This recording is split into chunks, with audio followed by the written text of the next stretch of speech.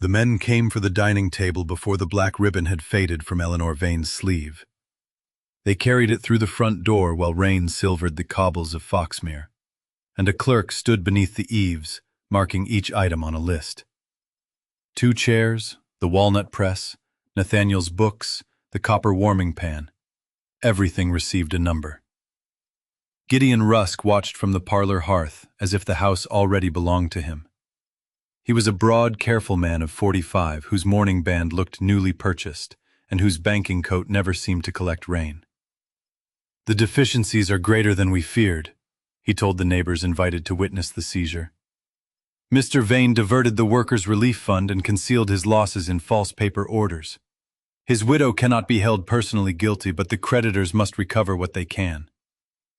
Eleanor kept one hand around the wooden case that held her awls, wire pliers, burnisher, and small brass gauge. Nathaniel had given her the gauge when they married, though her father had taught her to use it at 12. A watermark wire too high would cut wet pulp, too low would vanish. The difference between truth and failure was often less than the width of a fingernail. "You have shown me copies," she said, "not the original orders." Rusk's expression remained charitable. "The originals were destroyed in the counting-house fire. A fire confined to one locked cabinet." The solicitor, Mr. Abel Lorne, looked down at his papers. Nathaniel had died 3 months earlier after a fever contracted during the investigation. By then Rusk's accusations had emptied the Vane workshop and turned old friends aside in the street. Eleanor had spent those months requesting access to records that always proved missing, sealed, or inconvenient. Rusk opened a thin deed. "There is one asset the syndicate will surrender in full satisfaction of its claim against the household goods: Hawthorne Mill." A murmur moved through the witnesses. The old paper mill stood 2 miles upriver, abandoned for 7 years after a flood tore the wheel paddles away. Its roof had opened, its drying house leaned toward the water, and 3 years of parish rates remained unpaid. Rusk called the offer mercy. Eleanor understood the joke. A homeless widow was being handed a liability whose demolition would cost more than its land was worth. Lorne whispered that she might refuse, though refusal would leave the seizure unfinished. Eleanor asked for the rate figure: £11, 8 shillings. She had £2 sewn inside her hem, and perhaps a month before the parish acted. Rusk placed the deed beside an inventory sheet made on thick cream paper. Eleanor's gaze stopped at its lower edge. Against the window, a faint oval appeared in the sheet. A hawthorn branch crossed by a V.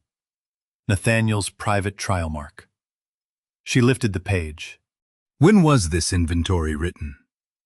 "Last month." Hawthorne Mill had officially made no paper for 7 years.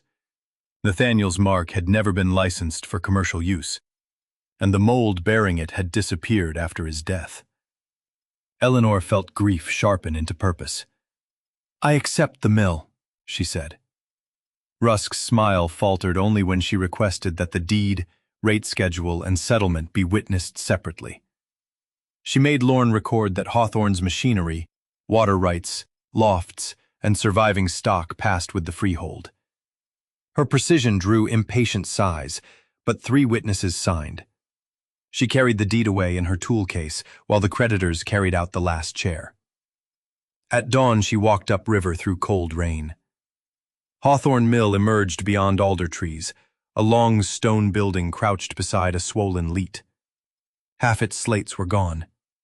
The wheel hung black and crooked above brown water. Nettles filled the yard. The drying house windows stared without glass. Yet the rag house chimney stood, and the mill stream still entered beneath the northern wall. Inside, wet plaster covered the floor. Eleanor found rotted felts, broken decals, and vats furred with lime.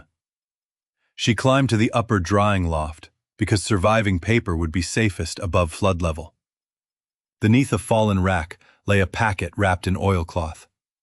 Most sheets were spoiled at the edges, but one remained whole. She raised it to a gap in the roof. 2 images glowed within the fibers.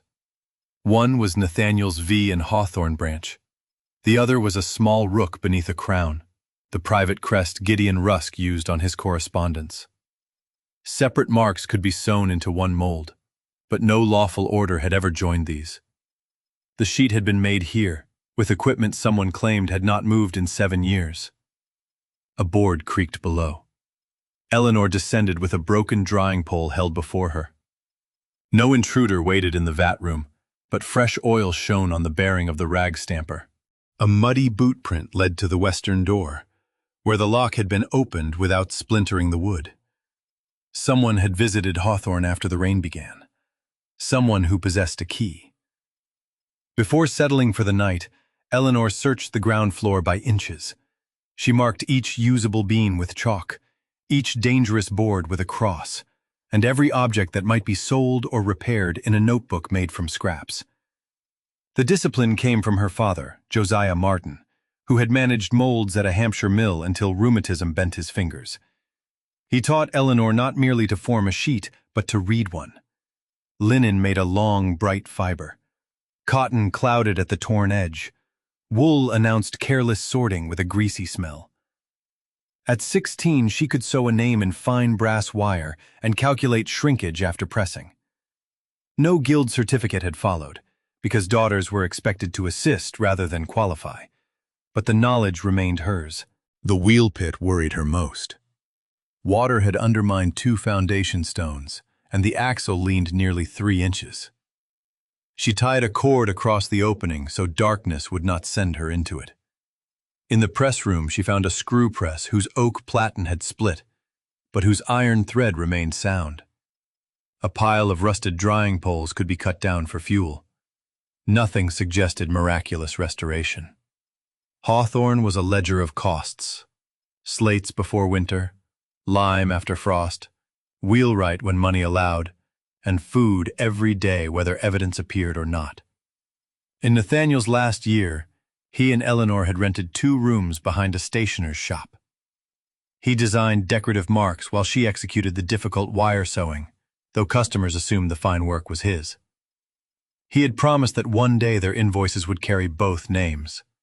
His private Hawthorne V was intended for that future.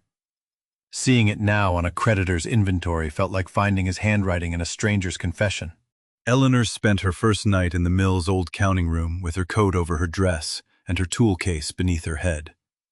Wind lifted the loose slates. Each time the wheel groaned, she woke thinking of Nathaniel coughing in their dark bedroom, insisting that figures could be forged but paper could not forget its maker. Morning brought Thomas Bell, the parish rate collector, and his 15-year-old niece, May. Bell was spare and unsmiling.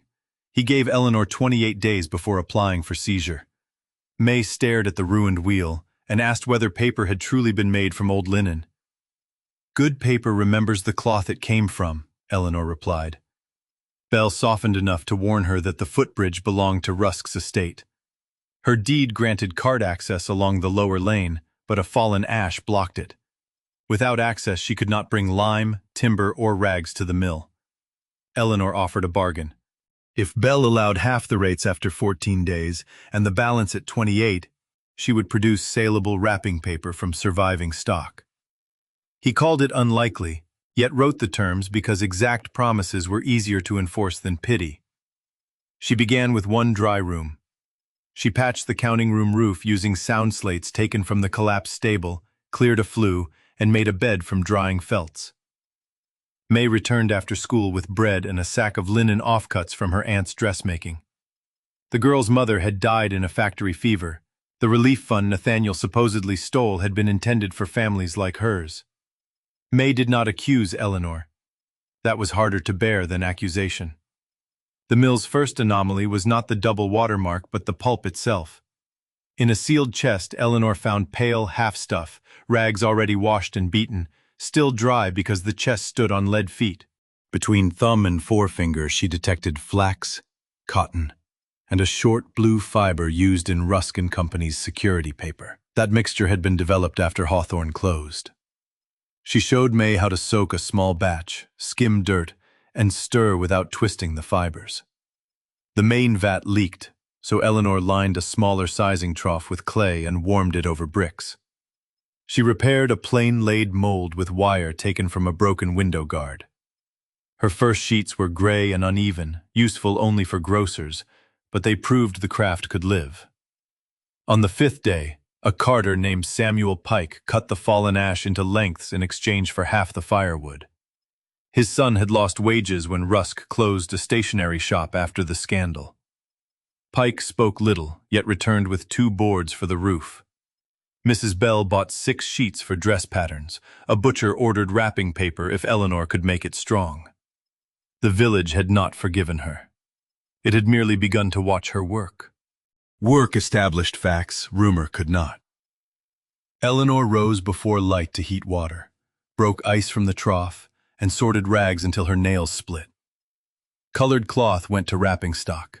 Clean linen collars were reserved for writing sheets. Buttons, hooks, and seams had to be removed, for 1 piece of bone could scar a mold, and 1 iron hook could stain an entire vat. May learned quickly but rushed when tired. After she tore a felt by pulling sideways, Eleanor showed her the damage, calculated its cost, and then let her try again. Shame taught less than responsibility. The first paper failed. The fibers settled in clumps and every sheet cracked at the fold. Eleanor had relied on the chest label, which called the half-stuff linen, rather than testing it thoroughly. Under lamplight, she found cotton too short for the beating time she had chosen. She pulped the failure again with longer flax, losing fuel in 2 days. Her second batch survived the butcher's greasy parcels. The butcher paid £1 3 shillings, then complained publicly about the gray color while privately ordering more. May asked why Eleanor did not bleach the stock white. Chlorine bleaching existed, Eleanor explained, but required chemicals she could neither afford nor handle safely in a broken building. Sun and clean water would improve color slowly. Hawthorne's early goods would be honest brown paper, not a white lie produced at the expense of lungs and cloth. Pike helped rig a treadle to lift the press screw. He had once apprenticed as a joiner before factory wages drew him away. His measurements were cautious, and he disliked Rusk with the quiet thoroughness of a man who had compared promises with pay envelopes for 20 years. Still, he did not accept Eleanor's belief about Nathaniel. "I hope you prove it," he said. "Hope is not wages returned." Eleanor agreed. That answer earned more respect than pleading would have. On Sundays, when commercial work stopped, she copied every mark found in the mill. Chalk batches, nail positions, repairs, and pipe dimensions went into her notebook. She drew the double watermark from memory, then compared its chain-line spacing with the inventory page. Both showed 7 narrow-laid lines between chains, a pattern uncommon in machine-made paper. The inventory had been written on a Hawthorne sheet, deliberately trimmed to resemble ordinary stationery. Whoever supplied Rusk's office had continued using secret stock, or wanted to remind someone of it. While clearing the rag house, Eleanor found chalk marks on the stone floor, batches numbered H31 through H46. Officially, Hawthorne's final batch had been H30. Someone had continued production in secret. Beside the marks lay a copper sizing ladle with a repaired handle. Nathaniel's workshop stamp appeared beneath the rivet. Eleanor remembered him repairing it during the winter before the mill closed. He had said the owner wanted experimental sheets that could not be traced through ordinary invoices. At the time, she had thought he meant banknote trials. Now she regretted how readily affection had accepted silence. She also misread the mill stream. A narrow ceramic pipe ran from the old washing floor toward the hill. She assumed it had carried spring water for fine paper, but when May poured a bucket into its upper basin, nothing entered the mill. The pipe sloped away from the vats. It had carried waste, or messages, out. On the 8th evening, Rusk arrived in a closed carriage. He praised the cleared yard, then offered £50 for the property, more than 4 times its burden. Eleanor asked why a condemned mill interested him. "Sentiment," he said. "I began here as a clerk." She had not known that. He glanced toward the drying loft before she mentioned it. Eleanor refused. Rusk's politeness thinned. He warned that the Leet sluice crossed his upstream meadow and required maintenance under an old covenant. If the mill endangered his land, he could seek an injunction. That night, Eleanor moved the double-marked sheet from the loft to the lining of her tool case. By morning, the oilcloth packet had vanished. She examined the western lock. Its scratches were old, but a smear of blue lampblack marked the jam. The same pigment-colored sealing wax used by Rusk's bank. It was suggestive, not proof. More troubling was the missing packet's timing. Only Eleanor, May, Pike, and Rusk knew she had worked in the loft. She questioned May too sharply. The girl went white and placed the mill key on the table. "Mr. Pike saw me carry paper down," she said, "but I told no one." Shame followed Eleanor into the yard. Competence did not excuse suspicion. She apologized and returned the key. May accepted without smiling. Together they inventoried every entrance. Behind the rag chest they found an iron shutter concealed by lath. It opened into a dry cavity between the rag house and the hill, not a room, but a passage wide enough for one person. Its floor bore decayed leather scraps and fragments of blue-waxed cord. At the far end, the ceramic pipe emerged beside a speaking tube. The passage ended under an overgrown loading platform outside Rusk's boundary wall. Years earlier, carts could have delivered selected rags without entering Hawthorne's public yard. Secret paper could leave by the same route. Eleanor and May tested the route without disturbing it further. May stood at the hill opening and spoke softly into the pipe, while Eleanor listened near the vat. The words blurred, but numbers carried clearly. Batch instructions could have been passed from the loading platform without a messenger entering the registered workrooms. Blue cord fragments caught beneath a stone matched cords used to bind security paper bundles at Rusk's warehouse. Eleanor folded one fragment into an envelope, sealed it, and asked Belle to sign across the flap. She was learning that a discovery became evidence only after another person could say where it had been. The loading platform stood on a disputed strip. Rusk's steward claimed the boundary followed the mill wall, while Eleanor's deed described the old ash line 20 feet uphill. The ash trees had been felled, leaving no obvious marker. Eleanor found sockets in the stone where an earlier fence had stood and compared their bearing with the survey in the counting room. The concealed passage belonged to Hawthorne, if the survey was genuine. She asked Lorne to locate the tithe map, rather than assuming her own paper settled the matter. At the county record room, Lorne found an 1841 map and apportionment naming Hawthorne's former owner. The line matched Eleanor's sockets and included the platform. More important, the mill held a perpetual right to draw a fixed depth from the leat provided its owner maintained the lower channel. Rusk had purchased the upstream meadow subject to that right. Eleanor paid Lorne 5 shillings she could scarcely spare for certified copies. He tried to waive the fee, perhaps from guilt over witnessing her eviction, but she insisted on an account. Favors could be denied later, receipts endured. The trip consumed a day and showed her how rapidly small expenses multiplied. Rail fare, a meat pie, copying, lamp oil, and a replacement pair of gloves. That evening she entered every penny in a new book. On the facing page she recorded hours owed to Pike and May. Nathaniel's downfall had been constructed from secret accounts. Hawthorne would use open ones even when they exposed how close it stood to failure. In a recess, Eleanor discovered 3 wooden frames wrapped in tarred canvas. 2 were ordinary molds. The third had its watermark wires cut away, leaving tiny sewing points. She measured them with the brass gauge and copied their positions. They outlined Nathaniel's Hawthorne V on one half and Rusk's crowned rook on the other. The missing wire did not destroy the pattern. Its stitch holes were a maker's signature.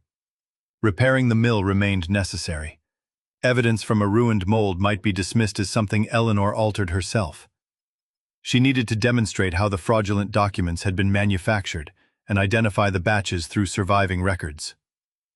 The first fortnight yielded 3 reams of brown wrapping paper and £4 after costs. Belle accepted it toward the rates. Eleanor paid Pike for 2 days' carpentry rather than accepting endless favors. They roofed the small vat room, rebuilt 1 press screw, and diverted water around the leaning wheel. The main machinery would require months, but hand production could continue. May proved adept at couching wet sheets onto felts. Eleanor arranged her hours around school and paid sixpence on Saturdays. When villagers complained that a suspected thief's widow was handling their daughter's rags, Mrs. Bell publicly ordered writing paper for her shop accounts. It was not forgiveness. It was a judgment based on the sheets in her hands. Rusk escalated. A printed notice appeared at the church porch claiming Hawthorne's water was contaminated and its products unsafe. Eleanor recognized the paper. Machine-made wove stock, not hers.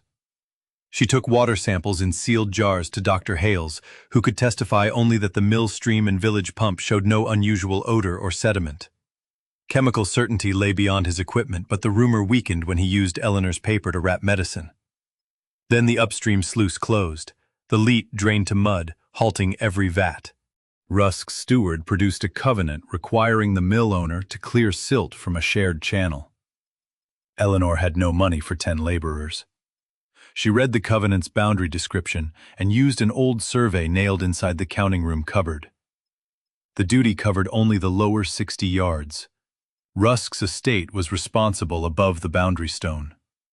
Bell and Pike witnessed Eleanor clearing her portion. When the steward refused to open the gate, Lorne sent a formal notice stating that Rusk was obstructing a documented water right.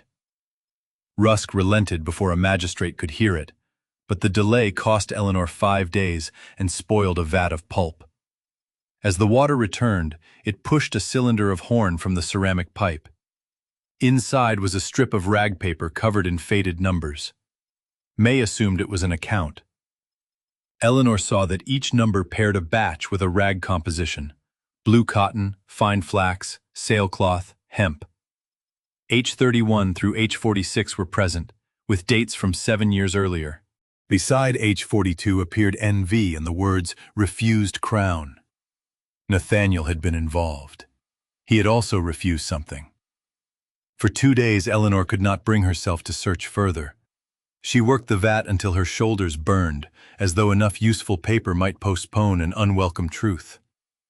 Memory rearranged itself around the phrase. Nathaniel's unexplained journeys upriver, the winter he kept his coat on indoors because their coal money had gone elsewhere, his anger when she once offered to repair the crowned rook design. He had told her it was a rejected ornament. Perhaps he had been protecting her. Perhaps he had been protecting himself. May eventually asked why the batch strip remained under a cup instead of in Lorne's safe. Eleanor realized grief had made her careless. They carried it to the solicitor together. Lorne signed a description and placed it in a tin deed box. He also disclosed that Rusk had purchased several claims against Hawthorne through a firm controlled by his brother-in-law. The arrangement was not necessarily unlawful, but it explained why a financier supposedly seeking repayment had surrendered the mill so readily. If the parish seized it for rates, a friendly bidder could acquire the property and extinguish Eleanor's interest without Rusk appearing at the auction. Eleanor requested copies of the creditor assignments. Lorne hesitated because his firm had prepared 2 of them. "I did not know what he intended," he said. "You knew he wanted speed." He accepted the rebuke. His later help did not erase the morning he had lowered his eyes while her home was emptied. Eleanor did not need him redeemed. She needed him exact.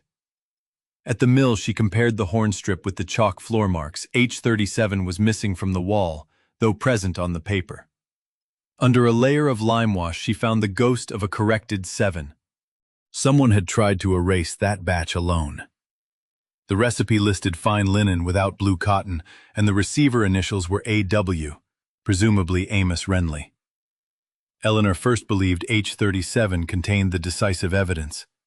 Weeks later, the register would show it was only Renly's control batch, made to test whether later crown sheets could be distinguished.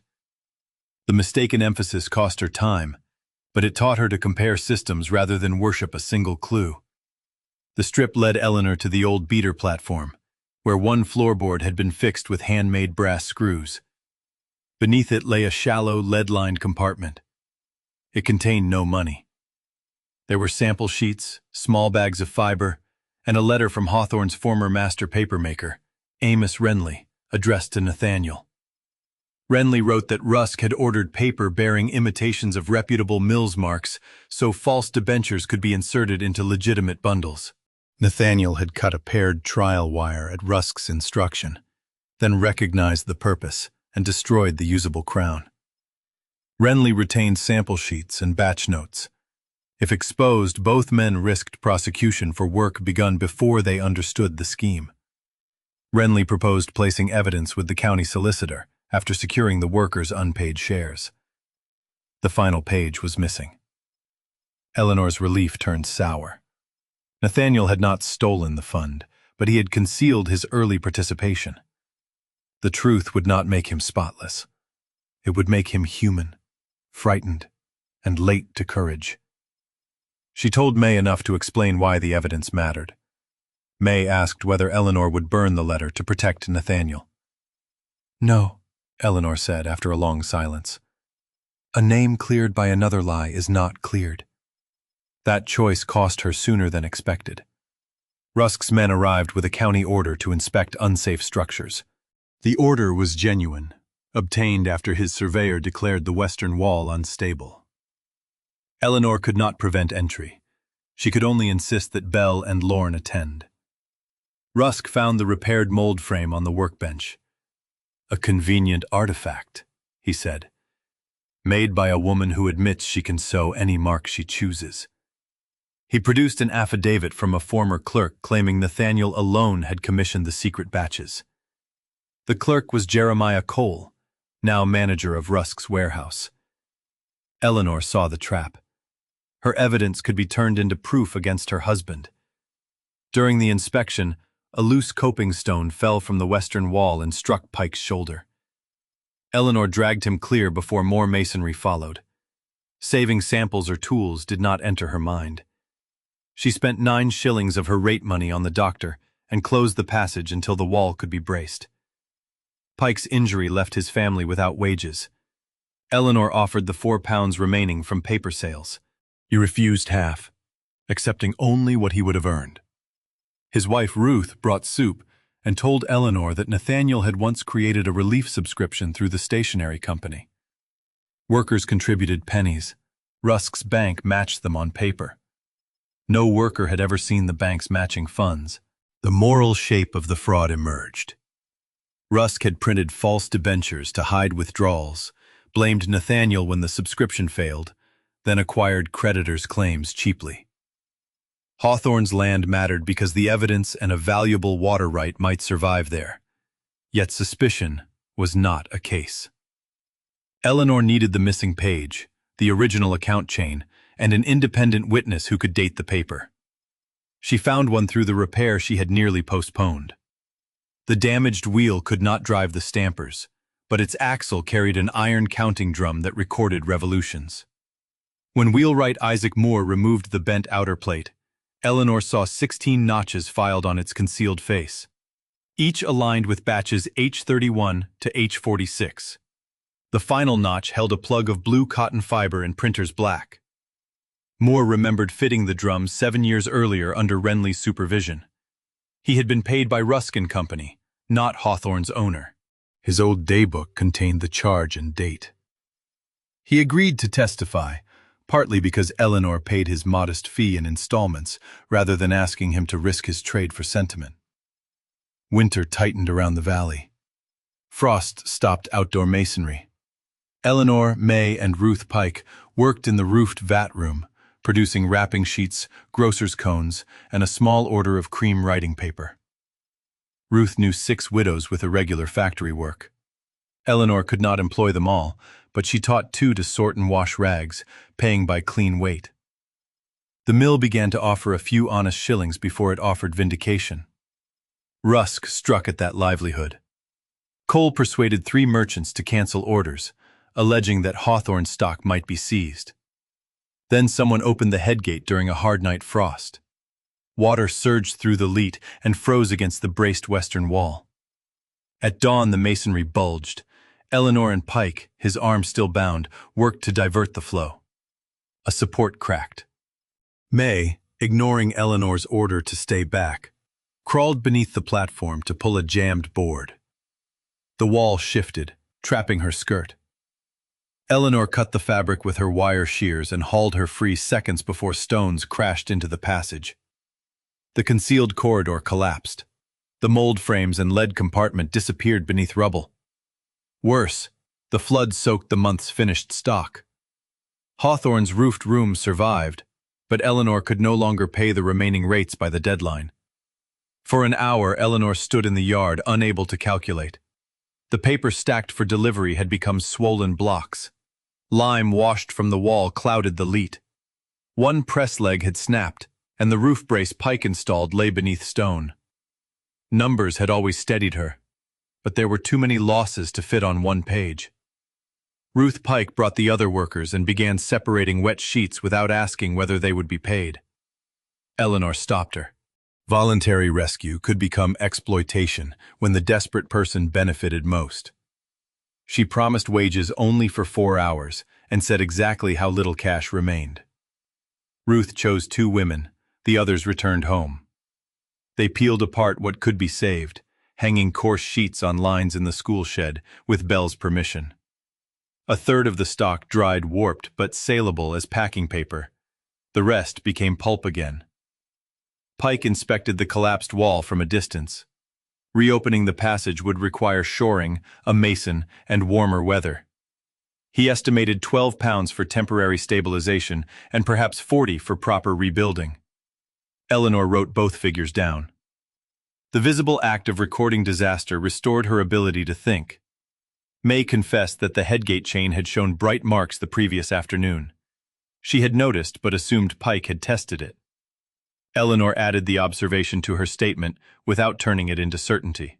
Belle found carriage tracks near the upper meadow. Rain had blurred them. Lorne advised that sabotage might be argued, but a magistrate would need more than fresh metal and anger.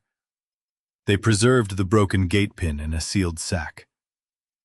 Rusk's offer arrived before sunset, now reduced to 30 pounds because the building had deteriorated. He promised to pay the rates directly and waive claims if Eleanor left within 48 hours. The calculated decrease exposed his confidence that the flood had cornered her. Eleanor placed the letter beside her accounts. 30 pounds would prevent immediate hunger. It would also transfer every surviving clue to the man most interested in rubble. Belle arrived carrying the seizure notice he was required to serve. His face revealed no triumph. The parish could auction the property in 10 days. Eleanor considered Rusk's renewed offer. It would pay Pike, Belle, and every small debt. Walking away would preserve the evidence already copied into Lorne's custody, though perhaps not enough to win. Keeping Hawthorne might ruin everyone who had trusted her. May placed the torn remnant of her skirt on the table. Its hem contained a roll of paper. She had found it in the horn cylinder and hidden it when Rusk's inspectors entered, fearing they would search Eleanor's case. It was the missing final page of Renly's letter. Eleanor did not praise the secrecy. "Evidence must not depend on one frightened person hiding it," she said gently, "but you may have saved it." The page named a safeguard. Renly had deposited the workers' trust declaration, sample register, and one uncut sheet with the Foxmere Mechanics Institute, under a condition that 2 contributors or their descendants request the sealed educational papers. The institute had closed 5 years earlier. Its books went to the parish school. Its cabinets were sold. Ruth Pike's father and May's mother had contributed to the fund. They were the 2 claimants. School records showed that a cabinet bearing the institute's number had been moved to the courthouse basement. Lorne petitioned the magistrate to open it in the presence of both women and Rusk's solicitor. The cabinet held the trust declaration, signed by Renly, Nathaniel, and 6 worker representatives. Moore's wheel specifications, a complete batch register, and a sealed sheet from H42. When Eleanor held the sheet to light, only Nathaniel's Hawthorne V appeared. The crown had been cut out before manufacture, leaving stitch holes that matched her measurements. Renly's note stated that Rusk later ordered a second operator to restore the crown and produce H43 through H46 at night. Jeremiah Cole signed as receiving clerk. The legacy extended beyond evidence. The trust declaration assigned Hawthorne Mill, its water rights, and the experimental rag preparation process to a workers' educational trust if the matching bank contribution was not paid within 6 months. Rusk had suppressed the declaration and later purchased the mill through a nominee. The transfer to Eleanor was meant to bury a dangerous property beneath debt. But her witness deed had placed the freehold beyond the nominee's reach. As owner, she could honor the trust by leasing production rights and allocating income to the contributors' families. The process itself was valuable. Renly had devised a way to use short cotton waste normally burned by factories, blending it with flax to make durable, inexpensive school paper. The blue fibers were not merely a clue. They were the basis of a viable trade and a cleaner yard for the mills. Eleanor spent 2 nights comparing the register, watermarks, fiber recipes, and false debenture copies Lorne obtained by court request. 3 earlier clues converged. The stitch holes proved which mold had been altered. The counting drum notches dated the secret runs independently. The blue fiber recipe linked the debenture paper to Hawthorne and distinguished it from Nathaniel's rejected H42 sheet. Cole's signature connected the later batches to Rusk's warehouse. The comparison demanded more than holding sheets to a window. Eleanor ruled a grid on translucent horn and counted laid lines between each chain. She measured the crown's height, the rook's crooked left claw, and a tiny kink in the hawthorn stem caused by Nathaniel's habitual double stitch. Renly's sealed samples shared the kink but lacked the crown. The debentures carried both the kink and the later crown, proving the same base mold had been altered after Nathaniel's refusal rather than newly fabricated by him. Fiber evidence required restraint. Eleanor could identify materials by experience, but she was an interested party. Dr. Hales knew little papermaking. At her request, he observed blind samples labeled only with letters, recording how they behaved when teased with needles and wetted. Moore supplied unused cotton waste from the factory type named in Renly's recipe. Mrs. Bell supplied old flax linen. The comparisons could not produce modern scientific certainty, yet they established visible differences any witness could repeat. Lorne traced the false securities through dates of sale. Several were supposedly issued before their paper batch existed. Railway timetables and warehouse receipts showed Cole had collected crates from Foxmere on the nights recorded in the secret register. Each fact was modest. Together they closed the spaces in which Rusk's explanations hid. Eleanor prepared for the hearing as she prepared a mold. Every wire must support another, and no decorative flourish could substitute for structure. She made a list of what she knew personally, what another witness knew, what a document stated, and what remained inference. She crossed out several accusations she could not prove. The shorter case became stronger. Nathaniel's letter to Renly also remained. Eleanor insisted it be included. In it, he admitted cutting the first paired mold without asking why, then refusing further work and helping establish the trust. He had made a culpable mistake, but not the theft for which Rusk condemned him. Lorne sought an injunction against Hawthorne's auction. Bell supported it with the parish's own records, and the magistrate suspended seizure until the trust claim could be heard. Rusk answered with a public meeting at the assembly room, intending to discredit Eleanor before workers and creditors. The hall filled beyond its benches. Rusk spoke first, describing a grieving widow manipulated by radicals. He said watermarks could be fabricated and old letters planted. His flaw was the confidence that mastery of accounts meant mastery of manufacture. Eleanor brought no dramatic treasure. She brought a vat, a small repaired mold, 2 lamps, and 4 sheets. Before the magistrate and witnesses, she explained laid lines, chain lines, wire sewing, and fiber furnish. Moore identified the counting drum and his dated charge. Lorne displayed the trust document's unbroken institute seal. Ruth and May established their contributors' lineage through parish records. Then Eleanor placed Rusk's alleged original H42 debenture beside Renly's sealed H42 sample. Rusk claimed they were the same batch. "They cannot be," Eleanor said. "Your debenture bears the restored crown. H42 was made after my husband cut that crown away." The drum, register, and stitch pattern agree. The crown sheet is H44, entered under a false date. Cole shifted near the door. Eleanor wet a corner from each sheet. Under magnification, H42 showed flax and uncolored cotton. The debenture released short blue fibers unique to Renly's later recipe. Rusk protested that she had contaminated it, but Dr. Hales opened a second court-sealed debenture and found the same fibers. Lorne then read Cole's receiving signature aloud. Rusk turned on his manager. "You were instructed to destroy the crowned mold and every waste sheet." The hall went still. His own anger supplied the knowledge he had denied possessing. Cole asked for protection and gave a statement before the meeting ended. He admitted reopening Hawthorne at night, printing false securities, and removing funds through Rusk's bank. He had opened the headgate as well, though he claimed Rusk ordered only pressure, not injury. The magistrate referred the fraud, suppression of trust documents, and sabotage for prosecution. Rusk's assets were restrained pending the workers' civil claims. Cole's cooperation reduced none of the evidence, but it prevented him from escaping blame. No cheer followed at once. Too many families had lost money. Nathaniel's compromise was painful to hear. Then Mrs. Bell crossed the floor and paid Eleanor for a packet of Hawthorne writing paper. Others formed a quiet line behind her. Outside the hall, May's uncle wept without sound. His wife's illness had consumed their savings, while promised relief never arrived. Ruth confronted Eleanor about Nathaniel's delay in speaking. Eleanor did not defend him. She explained that he and Renly had tried to secure proof before approaching authorities, afraid Rusk would destroy the records and dismiss every worker. Their caution became concealment, and concealment gave Rusk time.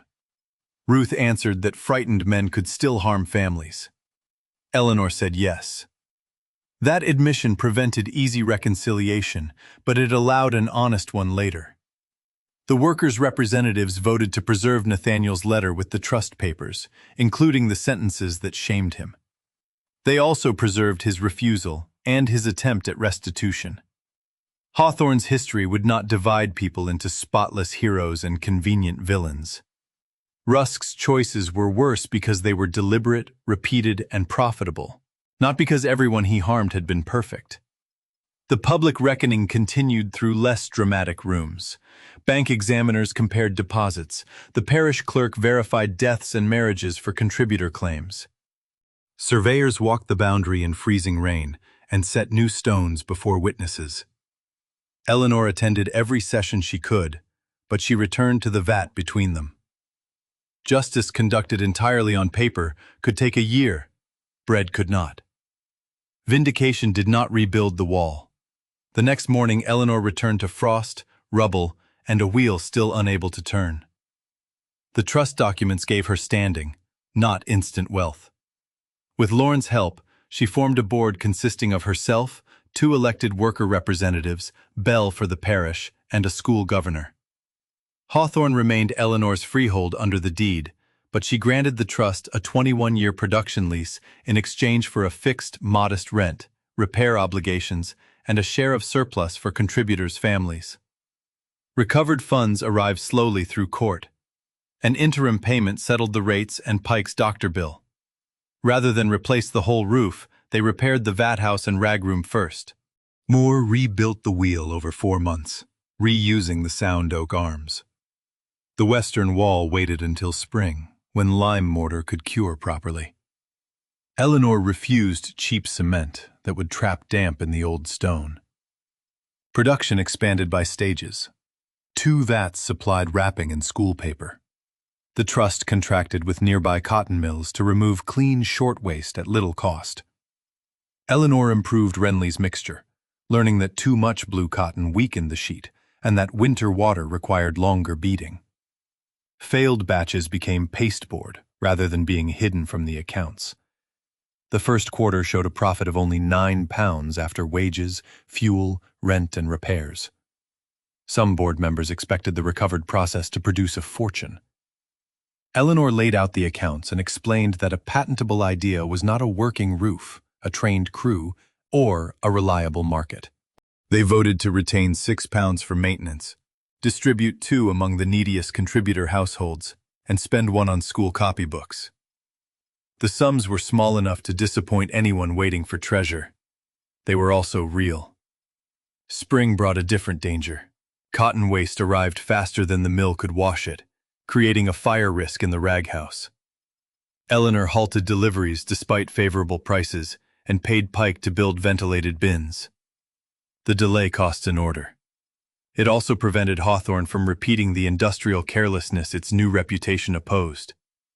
When a neighboring mill offered chemically bleached waste at half price, she rejected it after 2 workers developed rashes during a trial.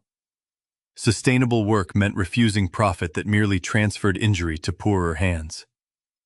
The school contract required uniform sheets.